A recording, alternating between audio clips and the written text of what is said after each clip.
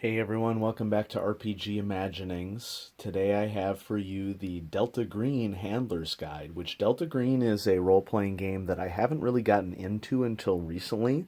And what brought me to Delta Green was not only the excellent reviews done on Bud's RPG review, which I am a Patreon supporter of that channel, but it also happens to mesh really well with one of my main RPGs that I collect and like to read about, and that is Call of Cthulhu. And if you look at the bottom of the book here, it says a role playing game of Lovecraftian horror and conspiracy. And I'll start off by saying that I don't really expect to play Delta Green ever.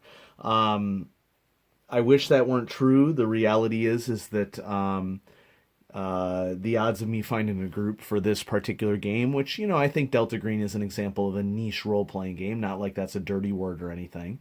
But I think it's just really unlikely that I'll ever get together a group for Delta Green. And so this is the Handler's Guide, which handler in Delta Green is synonymous with Game Master or Keeper, if you're of the Call of Cthulhu persuasion.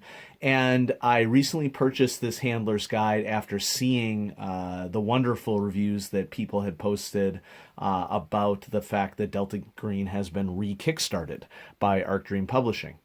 And this is not the rule book for Delta Green. The rule book is called the Agent's Handbook, and that gives you all the rules for what you would normally expect in an RPG, like character creation and the mechanics of how the game works. This is the equivalent of the Dungeon Master's Guide for Delta Green. And after watching a wide variety of videos online, especially the Delta Green videos from Bud's RPG review, I really became quite smitten with this book as a source of material of inspiration for Call of Cthulhu, because I am currently keeping Call of Cthulhu. We're 11 adventures into that game, and we've been having a blast with a group playing in classic era 1920s Call of Cthulhu. Now, Delta Green can be played in a wide variety of different eras, but classic Delta Green up through the modern era is truly more of a modern era game. Delta Green's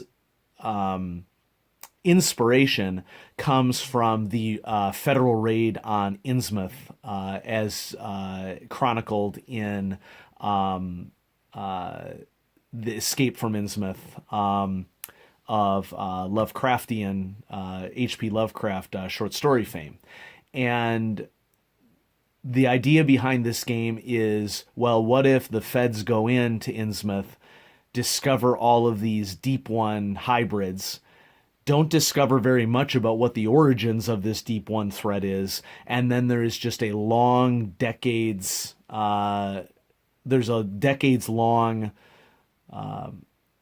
problem with them continuing to find out horrible aspects of the mythos. And they may know more than an average Call of Cthulhu investigator might know about what's going on with the mythos, but it's almost as if the horror is even more extreme for them, in that they know more, but they're almost as if they're even less equipped to handle it, because despite the fact that they're a federal organization and are heavily armed and have access to exceptional intelligence, the fact that you as a player character, an agent in this game, is just as ineffectual as an average person in a Call of Cthulhu game makes for a little bit of a different flavor for this game. This is essentially an X-Files role-playing game, an X-Files style role-playing game, where the emphasis of the unknown is maybe a bit more Lovecraftian, although, to be honest, if you think about classic X-Files, the TV series, there are aspects of the Cthulhu mythos in that. There's aspects of the supernatural. There's aspects of magic. There's aspects of alien civilizations. There's so many different aspects of the unknown in X-Files, and that's basically what the Delta Green role-playing game is. It is an X-Files role-playing game, but features a lot of the entities of the mythos. And so let's go ahead and crack this beast open. This is an amazing book in that it's a huge book. It's over 300 pages long. It's really information rich, but I wouldn't say that it is so dense to be off-putting. And what the Handler's Guide does here is that it does a lot of what you would expect a role-playing game mastering guide to do, but it presents it in a really interesting in situ universe sort of way. And so a lot of what you'll see in this book are notepad scribbles, flow charts, letters to different individuals, newspaper articles, and you would also have everything that you would expect to see in a Game Master's Guide as well, like how do you run a game, what should the mood be like, which arguably the mood is one of the most critical things for horror role-playing games like Call of Cthulhu or for Delta Green as well. And so just a quick overview of the contents in the book. A huge section of the book is this section titled The Past. It's a 139 plus page section. And the way that I like to think about this past section is that, yes, it walks you through the genesis of Delta Green from the raid on Innsmouth all the way up through modern times. And each one of these different sections is sort of a major case that Delta Green agents have attempted to learn more about the mythos with. But any one of these could be a scenario seed for any horror role-playing game.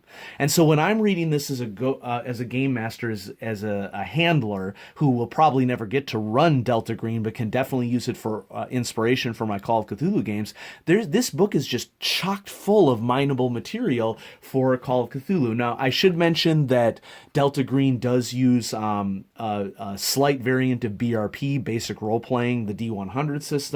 And so it is not difficult to convert Delta Green to Call of Cthulhu. It is a most direct conversion, I think, to Call of Cthulhu 6th edition, which that is easily then translated to Call of Cthulhu 7th edition. And I found in 11 games into running, 11 plus, like 13 plus games into running Call of Cthulhu, because I have to remember, 14 games. I've run a lot of games of Call of Cthulhu now. It's really more about establishing the mood, establishing characters, less so about the stats and mechanics, because let's be honest, you don't have a hope with the stats or the mechanics. Next section is the unnatural, including presenting an overview of all the different potential intelligences that handlers could encounter. And then it breaks out and deals with a lot of the classic Call of Cthulhu entities, great old ones, and lesser servitor races, greater servitor races, anything that they might encounter. There's an additional 120 plus pages of that. And so it's really interesting, even though I have the Call of Cthulhu 7th and 5th edition rulebooks, it's always interesting to see different authors' takes on these entities of the mythos. And so I don't consider this material to be repetitious for me as a keeper, because what is described in any given supplement for any given game is going to be very, very different. The Schism is a section in which it sort of setting up a program or a series of adventures or a campaign for your players and some potential NPCs that you could inject into your game. And so we have another huge section of the game, nearly 60 pages plus of the game that goes through all this.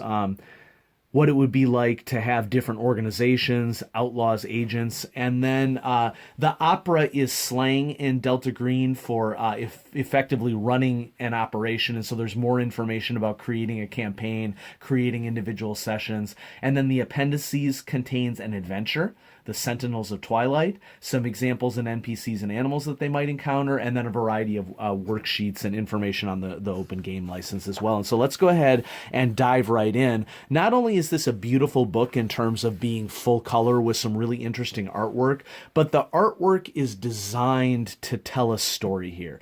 And so here we have an app that is open on a tablet computer that is sort of describing, what is happening, what an agent experienced, the extent to which they're going mad based upon what they've seen. And this is probably a good point for me to say that there are going to be spoilers, that if you are not a handler of this game and you want to be surprised by things, there's really going to be spoilers from here on out in the book. And so we start off with some information about running Delta Green. You can see Delta Green is probably closer to pulp than classic Cthulhu is, but you can run Delta Green as like classic Call of Cthulhu, where it's much more dangerous and the agents are more like staving off the mythos rather than succeeding on it, or you can run it in a big picture pulp manner as well.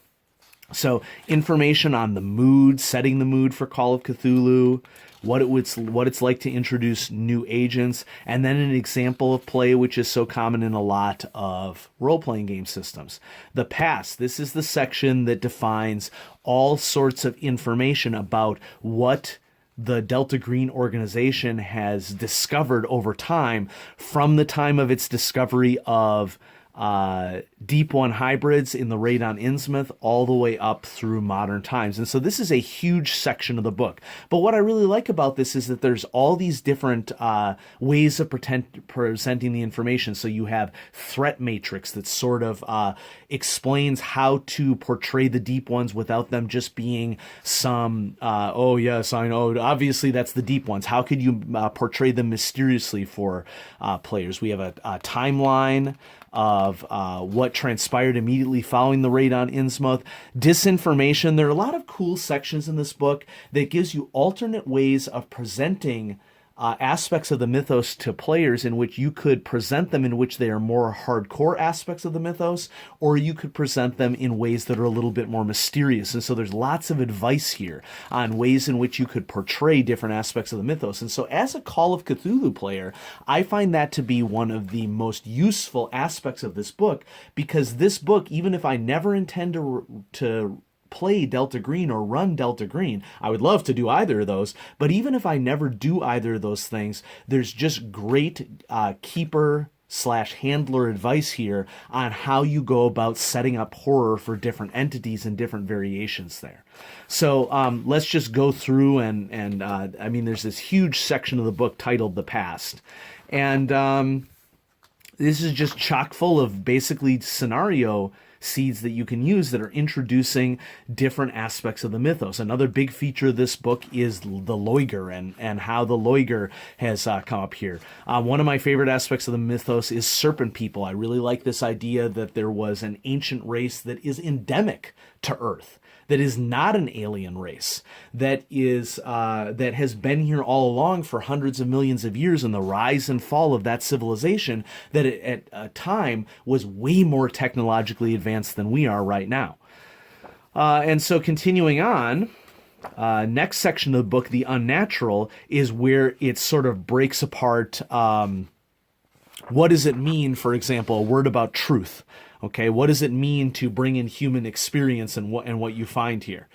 So in short, an agent with anthropology, archaeology, or occult at 80% or higher might well recognize a name like Nyarlathotep, a syncretized demon figure mentioned in Ptolemaic papyri and in later Arabic grimoires as the type of Antichrist, while a Delta Green agent who busted a crawling chaos cult might never have heard of it.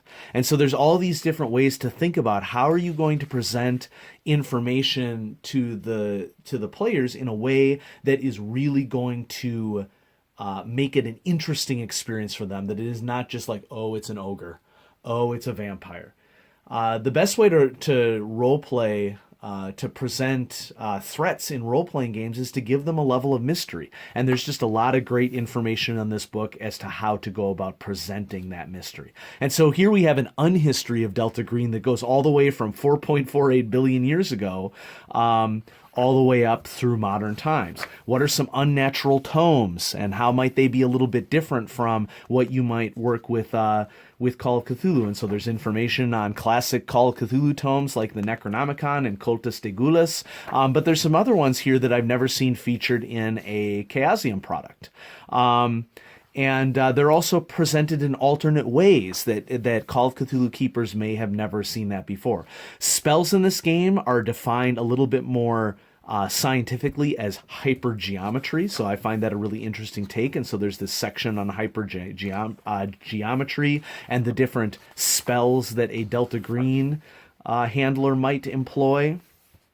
And then as we continue through this section, it's basically just detailed information about a lot of these classic Lovecraftian beasts. And in classic horror game fashion, there are, for example, here a quote from my single favorite H.P. Lovecraft short story, The Shadow Out of Time. And it's a rather lengthy quote because it's talking about the Great Race, which is one of the greater servitor races that are famous for time travel between bodies. And so, yeah, that's this awesome section about the unnatural and what sort of threats the players could encounter. So once again, here we have a report through the FBI, adding a lot of flavor to the game. But the artwork is just awesome as well. And so what's the deal with the program Delta Green? Like, where is everything organized? What is the office like? How do the agents get ranks? Who knows what? Who doesn't know what? Handbook details, like when you're in the field, what's the worst case if you're in the field? You know, those sorts of things that you can sort of flesh this out as a federal secret organization, a la what we see in the X-Files with Mulder and Scully.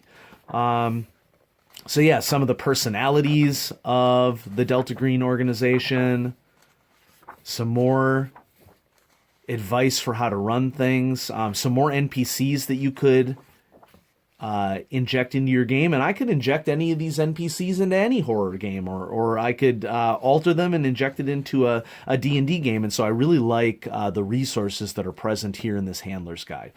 So there's this section at the back about creating a campaign and creating an operation. Delta Green handlers call these operations the opera. My apologies for the dogs here, they're barking. And then here's the appendices section, in which I'm going to skip over here the adventure that is present, so that we don't do any spoilers there. I haven't gotten a chance to read all the way to the back of the book. I'm sort of slowly digesting this at night. But it gives you a nice little worksheet that you can use to map out a specific scenario, the structure, where the leads, where the dead ends, where there are creepy moments, events, trouble, and resolution. I think that that's a really cool way to organize things. Some details on unnatural entities, ritual details, summary of personal pursuits in the game, and then information about the open game license 1.0A from Wizards of the Coast. Although my understanding is that Delta Green actually uses some variant of BRP, the D100 system. And so here's the back of the book. You are the apocalypse. Born of the U.S. government's 1928 raid on the degenerate coastal town of Innsmouth, Massachusetts, the covert agency known as Delta Green opposes the forces of darkness with honor but without glory. Delta Green agents fight to save humanity from unnatural horrors, often at shattering personal cost.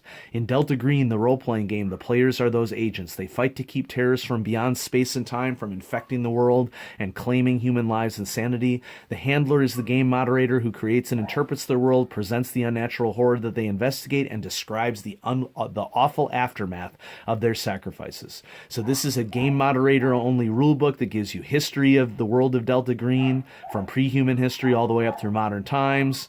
Awesome stuff to inject into your game. It contains that scenario. I find this to be a really awesome book. I got this book at a deal.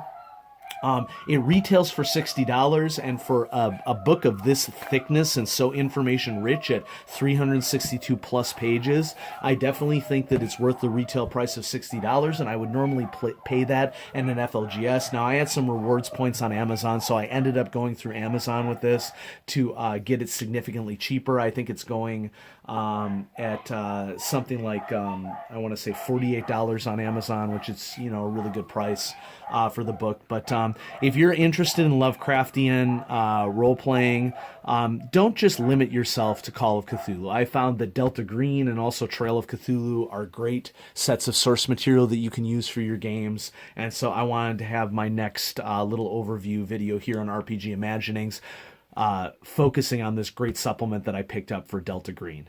And so, yeah, there we go. There's Delta Green Handler's Guide from Art Dream Publishing. I hope you enjoyed the video, and I'll be bringing some more stuff at you soon.